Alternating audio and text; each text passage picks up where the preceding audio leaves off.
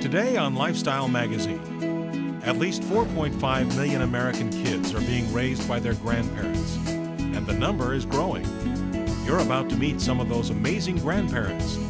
Their stories could be yours. And now, the hosts of Lifestyle Magazine, Dan Matthews and Mike Tucker. You're about to meet a lady whose own life experience sensitized her to the special needs of grandparents and the children they raise. She is the founder of an organization called Grandparents as Parents.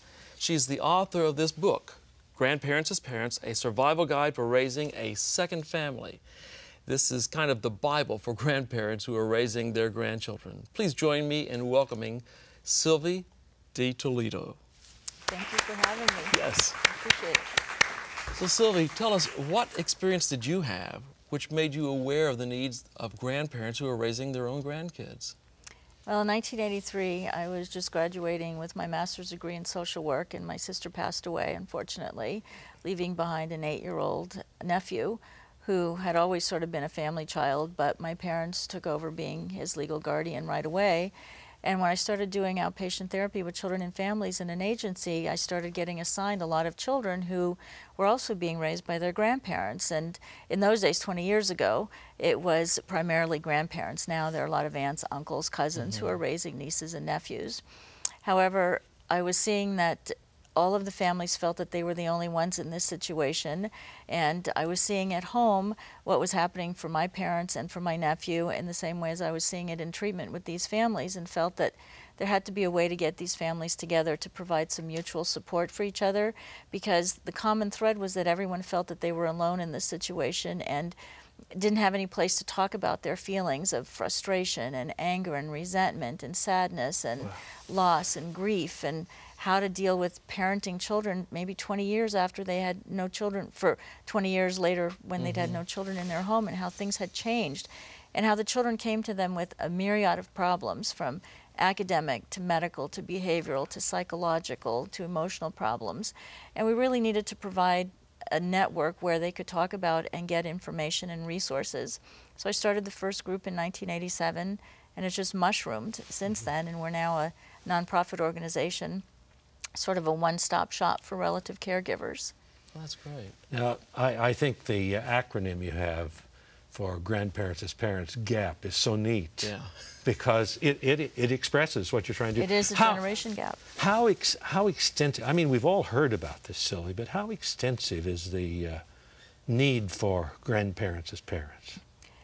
There is a huge need for relative caregivers, and what people don't understand is that so many of our families give up their own hopes and dreams and retirement and change the lifestyle, you know, to take in kids that otherwise would be going to foster home, and siblings who would be split up. And what the grandparents really want to provide is some consistency and some roots for these children and a sense of family. And people don't really understand they give up their whole life for their grandkids.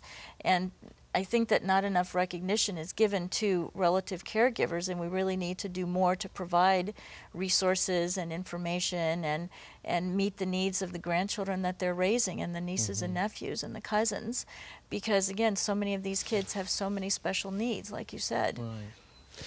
Well, you watched your own parents go through this then. Yes, my nephew now is 30, will be 33 years old this Did they have this year. kind of a network when they were raising your nephew? No, they didn't, and they certainly wish that they had, and that's primarily why I started this whole organization, was because I saw firsthand the problems that arose in my own family, and then they were mirrored with the families that I was working with. And so it's just mushroomed. What are the causes of this? I mean, why is it that so many grandparents end up raising their grandkids? The primary reason, unfortunately, is parental drug and alcohol abuse. However, there are many other reasons: mental illness, abuse, neglect, abandonment for various reasons, suicide, murder. For a while, we were seeing a rise in spousal murders.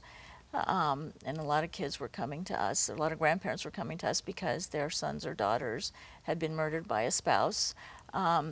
Illness, physical illness, death due to a medical illness, not just suicide. And so the reasons are varied, but the primary reason is parental drug and alcohol abuse. We're doing this program because there is a need. There are people who suffer in these experiences. And how does a person know to contact GAP, for example?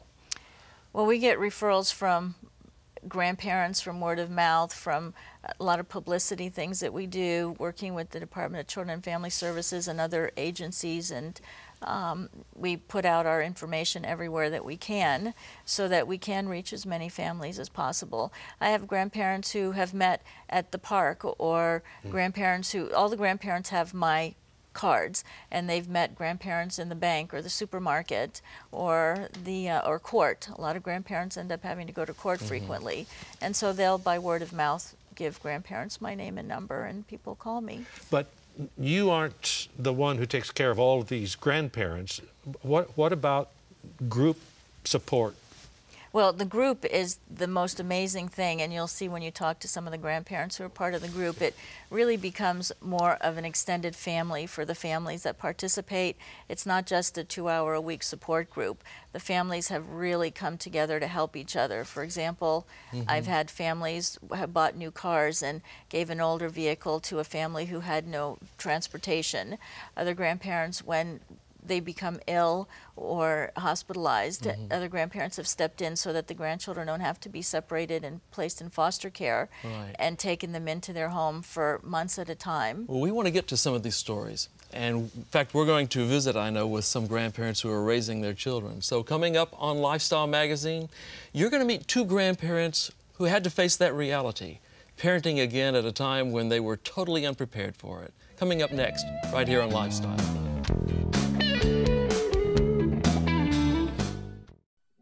You can learn English at home. Watch Hello Channel.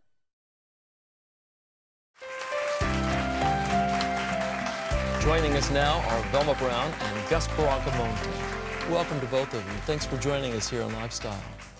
So, Velma, tell me, how was it that you came to parent your grandchildren? Well, my grandkids came down from Fresno, and their mother, their father was getting a divorce to live with me. And they started school here.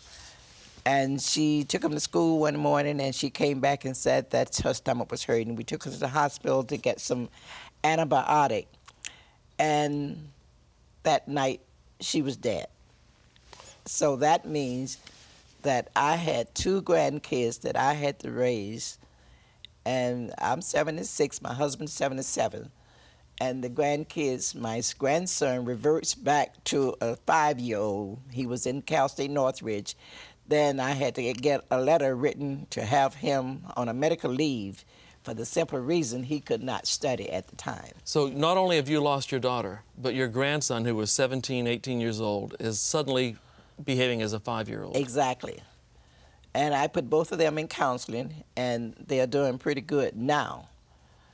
But I met Sylvia's group from my son. He was at a convention, and a friend of his gave him a card, and I went to the meeting. And that's when I met the other grandparents that was having problems just like I was having. But I thought I was the only one having problems, because I was the only lady 76 years old with 2 teenagers that had to go to PTA meetings and school and all that. And I was the only driver in the family. That's overwhelming. That means I had to drive everybody everywhere. And not only that, but Velma didn't have a chance to grieve the loss of her own daughter because she got the 2 grandkids immediately. Well, there's a whole issue of taking care of herself. And her own medical problems. Yeah. I have multiple myeloma, that's a bone cancer. Then I had breast cancer. Then I had a heart attack. And you're raising teenagers. Yes. Raising teenagers. You know, she's a wonderful testimony, Sylvie, for your organization, though. For her to come here with this marvelous smile, and we've just gotten acquainted with her. She is so much fun to know. She is. Your organization must do wonders for people. What's happened in your life, Gus? My wife, Julia, and I took over 7 grandchildren, teenagers. 7. Oh, my word. To a 1.5-year-old. She got into drugs. Oh, my. And they were going to be placed into a foster home. So we took over.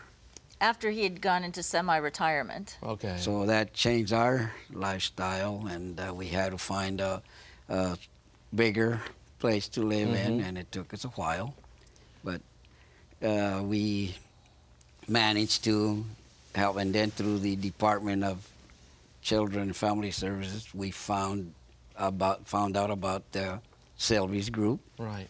And we went to the first meeting, and it was wonders, like Velma said. We weren't the only ones involved about the situations. Everybody was different, and so we kind of said, okay. So how many others are there raising 7 grandkids?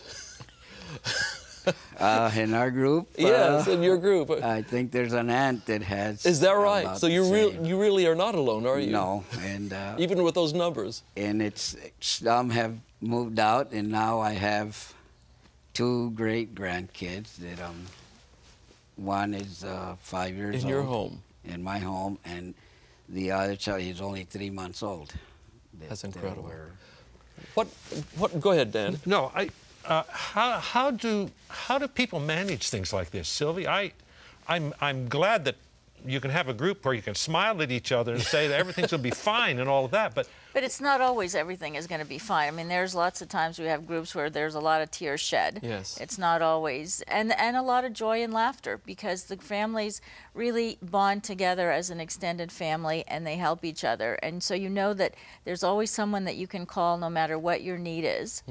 At any time, day or night. Whether you need respite care, you need to go to the doctor and you need to drop your grandchildren off at someone's house for an afternoon, whether you're diabetic and you don't have money for the right kind of food, somebody's going to show up at your doorstep with a bag of groceries that are healthy foods for you to eat, whether it's you need transportation to a group or a doctor's appointment and your car broke down, there's always someone you can call that's going to help you get to where you need to go or do what you need to do. You need to go to court, you're not sure what papers to fill out and who to talk to or what to do, there's always somebody. How does this information get distributed in the group so that those kind of bases are covered? I'm still... We have weekly therapy support groups. I facilitate 3, but there are several in Los Angeles County that are facilitated by other facilitators as well, and so the groups all get together. Is GAP Southern California then? Yes, it is. Okay. How does somebody else in the other parts of the country who are going to learn about GAP say, we want GAP? Are there other chapters? We have a website, www.grandparentsasparents.com, and we also have phone numbers, 818-789-1177 and 818-264-0880 and 310-839-2548. And there's always someone who's going to be able to help you on the other end. That's great. Whether it's to get the resources you need or to help you start a group or to give you a referral to a lawyer. Whatever it is you need, we're a one-stop shop. Okay. Now, I've got to, excuse me, Mike, but I've got to ask, do you people with all of your burdens, are you able to help other people as well? With situations that might have that we've been through and the other grandparent or relative care didn't go through, then we might be able to advise or explain something to them. So we really are not alone, are you? No. And like she said, can I say something? Go ahead. Like she said, that we help each other. Okay. When I joined the group, I didn't have enough transportation. I had an old beat-up pickup truck for me and my wife. I didn't have no transportation for all the kids. One of the other grandparents donated a van to me. That's incredible. I had just met incredible. Well, grandparents take on responsibilities that make a huge difference in their lives and in the lives of grandchildren. You'll meet 2 more right after this short break.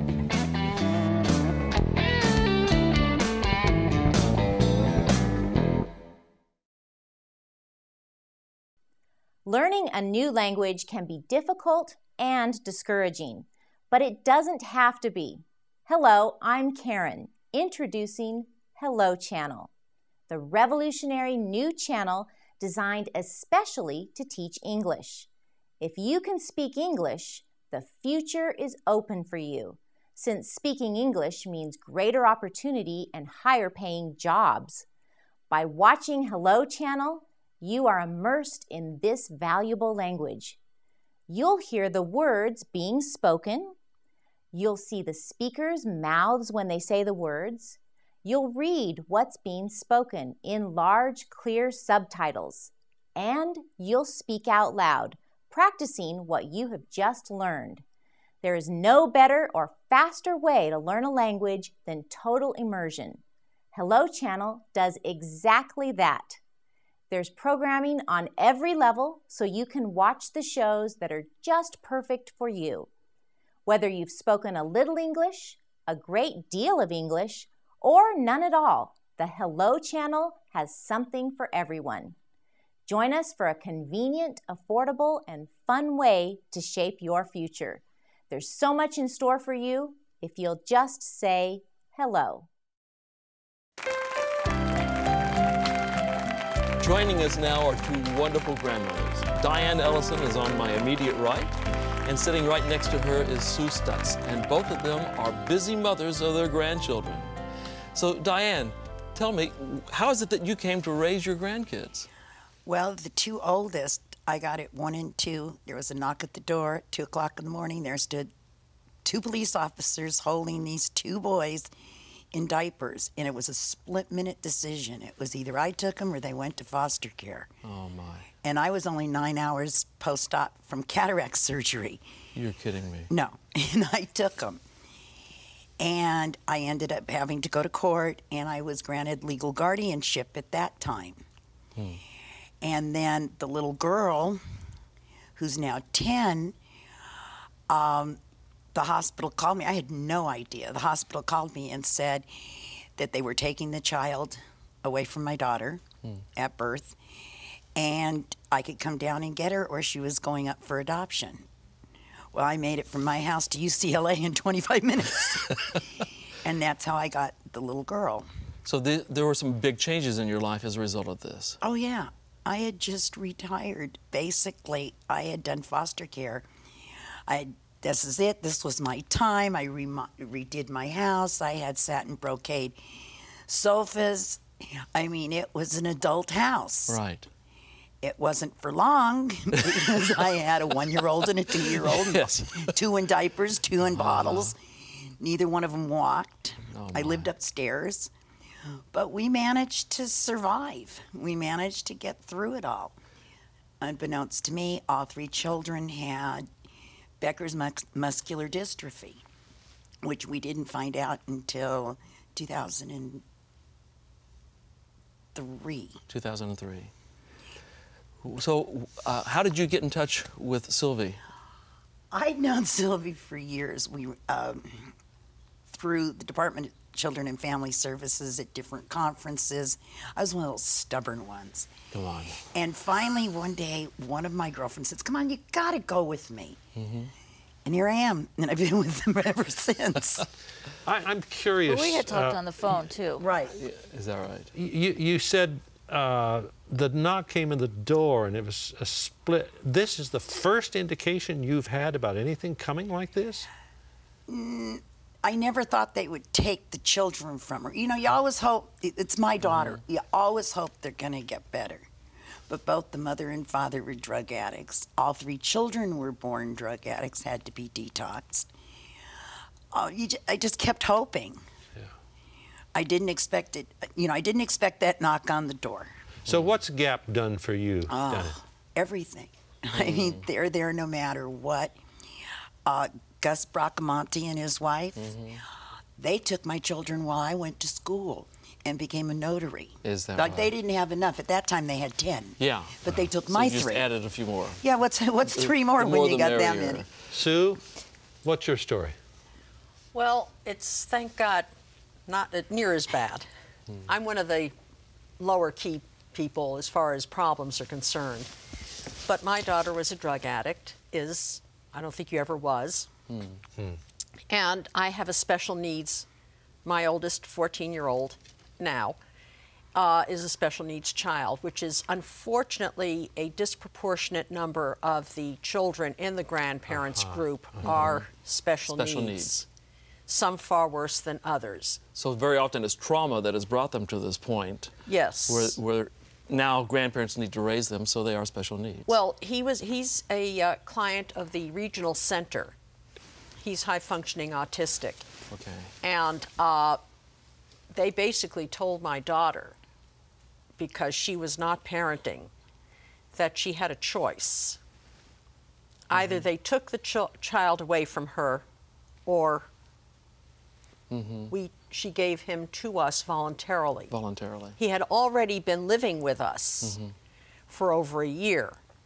And the weekend he came to us just happened to coincide with my husband in the hospital with cancer. Yeah, yours is a lightweight story, no doubt. For the group, unfortunately, for the group, it is a lightweight story. Well, it doesn't sound lightweight to me. I'm sorry. I mean, there are people that have far worse problems. Well, what has Sylvie's group done for you? Oh, well, I have to tell you, you know, President Bush Sr. talked about the 1,000 points of light. Yes. Right here. This is St. Sylvie. But I can't tell you what the grandparents do for each other, and how, if it weren't for people like Sue and Diane, so many of the families wouldn't have what they need also, because what's really nice is that once you get what you need from the group and you keep coming, you're able to give to other people. And believe me, all the families you've met today and more give to others that are just coming in. So it's not just what I have done. I love what I do and I have a passion for it, but it's what the grandparents do for each other as well. Sylvie, each of the grandparents that we've had the privilege of meeting today impress me of being such extraordinary people. I mean, these are individuals like Diane here and Sue. I mean, they take on their grandchildren because they are their grandchildren. There are other circumstances that I think could be easily found where grandparents wouldn't do this. Are all of your grandparents of this extraordinary character? Yes, every last one of them. Short answer. I guess they all deserve a gold medal for what they're doing. Indeed. You know, you ask what the group has done for us. My husband passed away 3 years ago. And within a 2-year period of time, I had lost my mother, my sister 9 months later, then a year later, my husband. So we were a very together, very close-knit family, and all of a sudden, I lost my whole spine. I lost everything that held me together. So GAP has really filled that gap for you, haven't Not only have they filled the gap, but I am no longer alone. Wow, wow. We have Thanksgiving. We all got together. All together. We have Christmas Eve is at my house. New Year's Eve is at my house. We had a Passover at another person's house. Every month there's a picnic.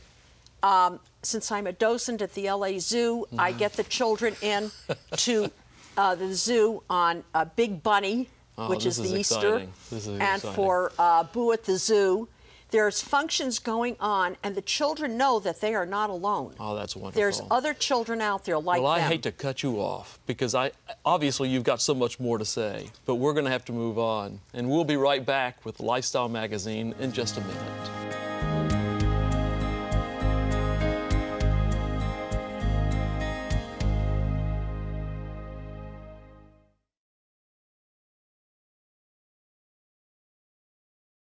Well, why don't we just say hello?